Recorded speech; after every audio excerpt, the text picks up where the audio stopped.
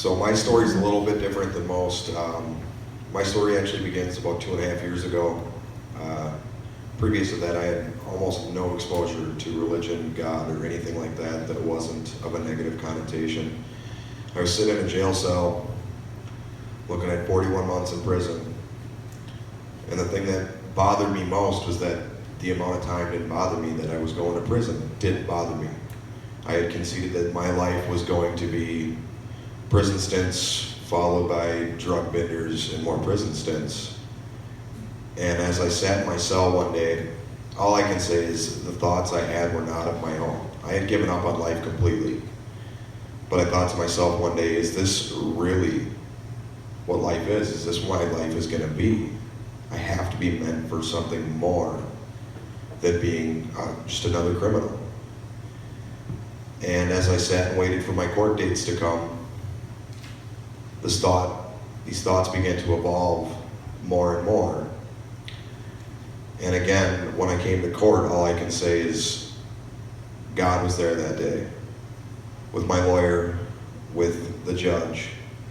Instead of doing the 41 months, which was a mandatory commit, my lawyer, for whatever reason, argued with the judge for hours in her chamber and got me a downward departure. I had to do a year in county.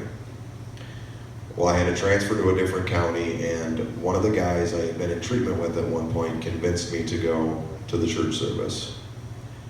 And I walked in the room, and as soon as I heard the guy's voice and saw his face, it was weird. He was the dad of a kid I had hung out with in elementary school. And this dude was a Vietnam vet, an intense guy who scared me when I was a kid. But once I heard him start talking in this context, now that I've grown up and just realized that he's just a gruff guy, we would talk and he would teach certain scriptures. He would give me scriptures to read, and my faith began to evolve from there.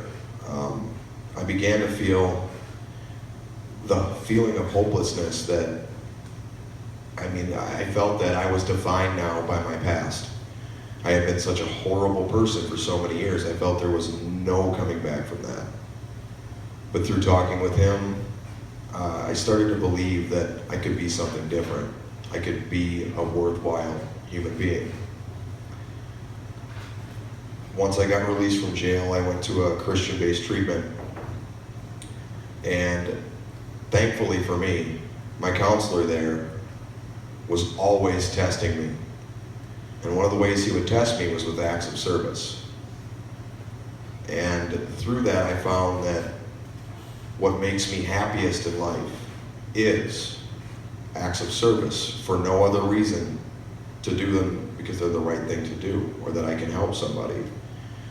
I was gifted with slightly above average intelligence and certain skill sets that come in handy. So since I graduated treatment, one of the things that really I try to focus on is acts of service. If I can be of service in any way, shape, or form, I'm there. I'll do it, no problem.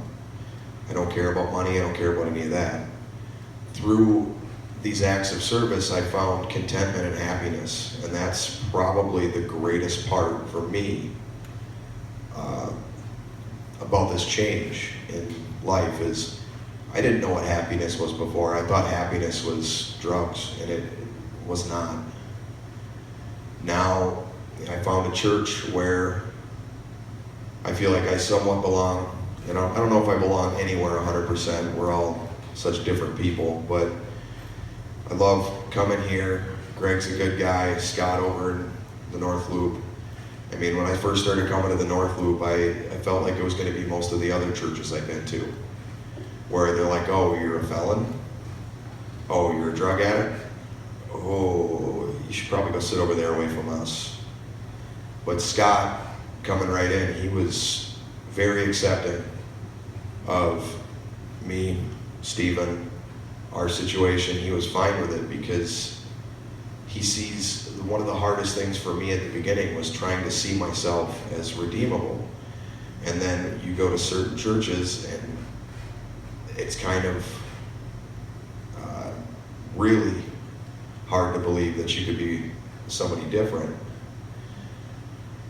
So through acts of service, I found happiness and contentment.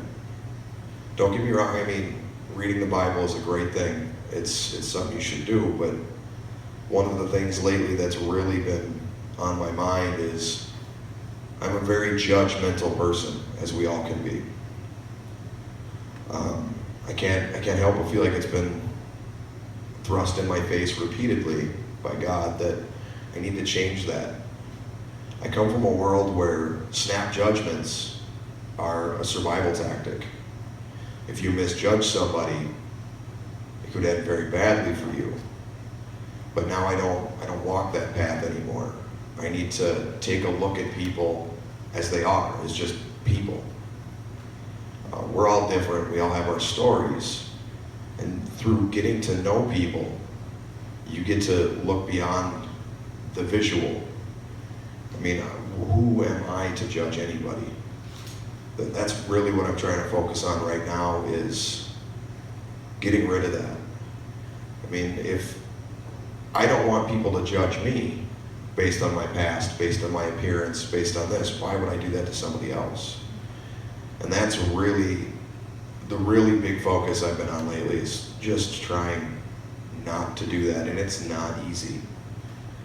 But this is, for me, it's a daily growth. If I don't try to practice the principles that Christ laid down for us, I become bitter again. But if I do this in my everyday, it becomes great.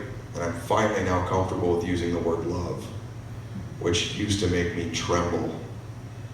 But now I've begun to understand what love for humanity and love for people is. And there was always a part of me in that angry, self-centered person I was that just wanted it to be okay to care, to be cared for.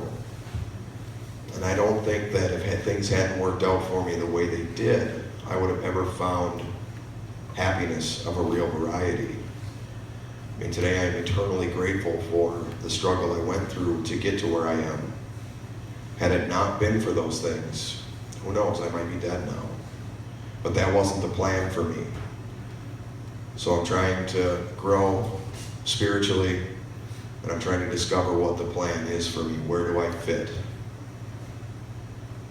And in a nutshell, that's my story. It's not a very long one. It's still evolving.